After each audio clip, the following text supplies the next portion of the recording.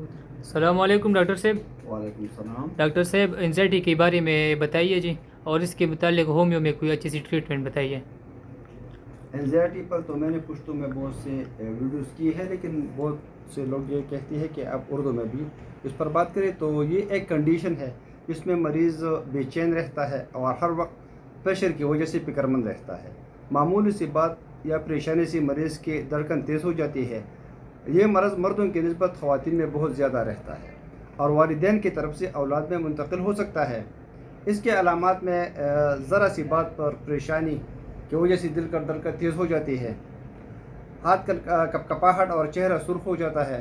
اس کے علاوہ ایسے مریض کبھی ذہنی سکون محسوس نہیں کرتے۔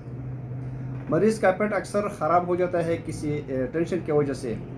یہ سوچتا رہتا ہے کہ کوئی نہ کوئی برا ہونے والا ہے۔ یہ بیماری عموماً